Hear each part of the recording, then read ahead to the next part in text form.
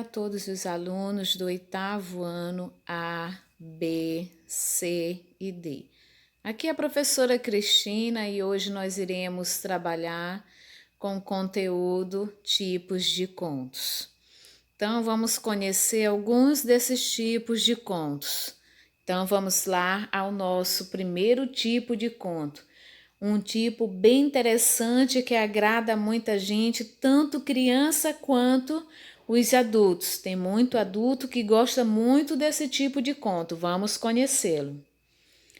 Conto de fadas. É um tipo de história que tipicamente apresenta personagens fantásticos do folclore, como dragões, elfos, fadas gigantes, gnomos, grifos, Nuxas, animais falantes, trolls, unicórnios ou bruxas. A história também apresenta encantamentos.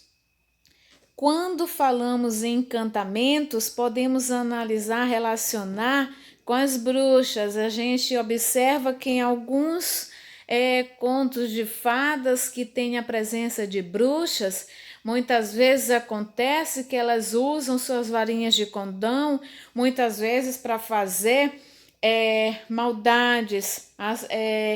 Fadas usam para fazer coisas boas, como transformar abóboras em carruagem. As bruxas usam para fazer feitiços, transformar pessoas em animais. E assim por diante. Os contos de fadas contêm apenas referências superficiais à região e lugares.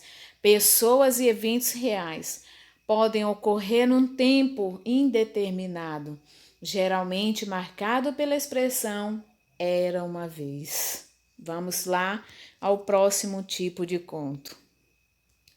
Conto fantástico é uma das formas mais livres de escrever. O conto fantástico é a construção de um mundo irreal, ou seja, não é real esse tipo de conto. O escritor extrapola todos os limites da realidade. Ele procura escrever algo além do que é real, com situações improváveis e ações que transpassam a realidade além do humano. Então, esse tipo de conto, ele é contado pelos seguintes autores: Franz Kafka, Edgar Allan, Gabriel Garcia. Esses autores, eles são estrangeiros, mas também temos autores brasileiros como Machado de Assis, Érico Veríssimo, Mário de Andrade, Murilo Rubicão, entre outros. Vamos conhecer mais um tipo de conto.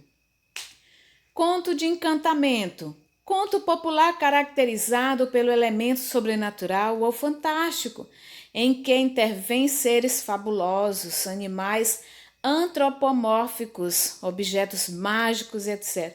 Então, quando eu falo de seres antropomórficos, é quando acontece a seguinte situação: quando um ser humano ele sofre um feitiço, ou seja, um encantamento, como o caso do filme ou livro A Bela e a Fera, quando a fera ela sofreu um encantamento. Ele era um homem e pelo fato dele ter matado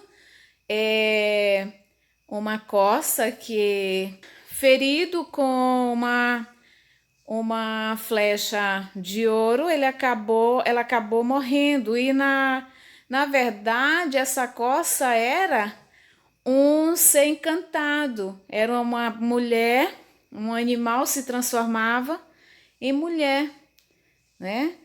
E que ferida, o pai, que era o pai natureza, o pai da natureza, encantou, jogou esse feitiço nesse homem, que ele virou uma fera e que esse encantamento só era quebrado após ele ser amado por uma mulher, né? Após um amor verdadeiro. E aconteceu que apareceu a Bela e o encanto foi quebrado, né? Então é assim, onde tem encanto, pode que acontecer que esse encanto seja quebrado, ok? Vamos seguir. Conto de aventura é aquela que descreve ações desenvolvidas por um personagem representado por um valente herói. Então, história de aventura é comum, é normal ter um herói, ter um personagem que representa um valente herói, que vai à batalha, que vai à luta, que chega como o vencedor daquela batalha, que vive a mais surpreendentes situações. Então, é um personagem que sempre está ali, vai na batalha, que luta, que é o herói, que sai como herói da situação. Então, nós temos alguns autores, como Júlio Verne, que escreveu o seguinte conto, Da Terra à Lua. Nós temos Alexandre Dumas, que escreveu O Conde de Monte Cristo. E temos Edgar Wallace, que escreveu a Irmandade do Sapo. E vamos em frente. Conto de exemplo. São aqueles estruturados pelo antagonismo, bem versus mal, uma lição de moral. Então, esses contos de exemplo são aqueles contos que sempre dão uma lição de moral. São contos que eles sempre traz uma visão, um exemplo, sempre dão uma lição para a gente, uma reflexão, né? São contos que eles sempre traz uma reflexão, uma forma de pensar, uma forma de repensar nossos atos. Então, uma forma de reflexão. E nós temos alguns escritores. Machado de Assis, ele aborda essa situação em um texto, A Cartomante. Tem Monteiro Lobato, A Negrinha, entre outros, né? Conto de mistério.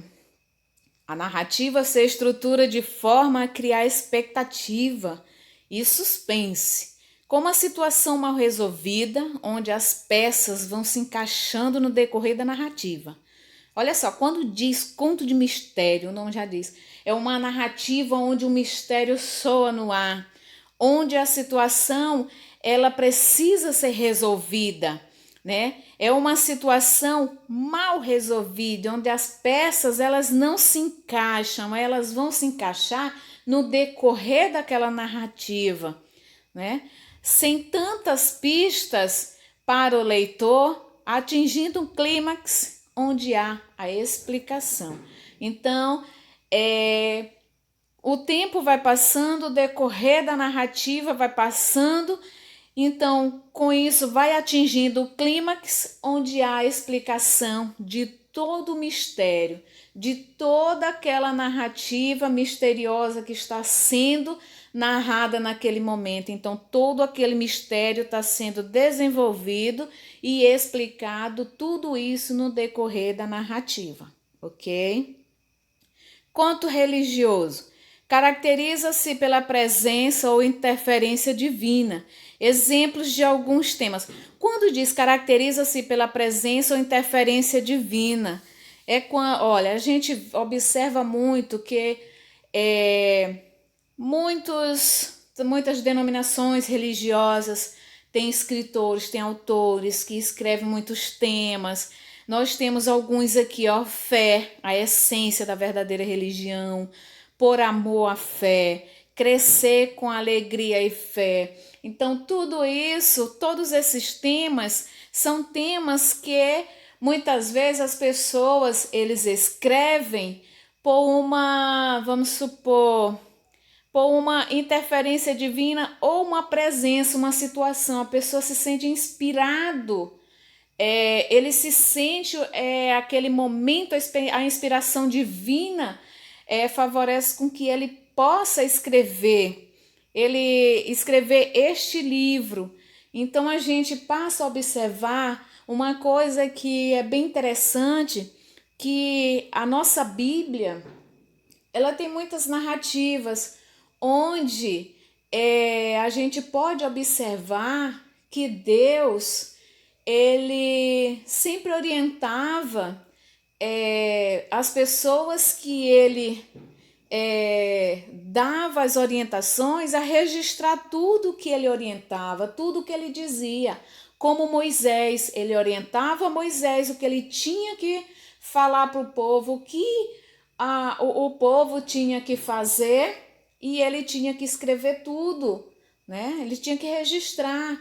Então são narrativas importantes, né? Então são contos religiosos, são registros, são narrativas importantíssimas, narrativas religiosas, registros importantíssimos. E já esses contos religiosos que as pessoas hoje têm, como nós temos os livros que já foi citado aqui, fé, a essência da verdadeira religião, as pessoas se manifestam, as pessoas têm facilidade de escrever sobre esses temas, as pessoas têm facilidade por amor à fé, amor ao próximo, a esperança, né? Então são temas, são contos religiosos. Vamos lá. No mais, eu só tenho a agradecer, obrigada a todos e até a próxima aula.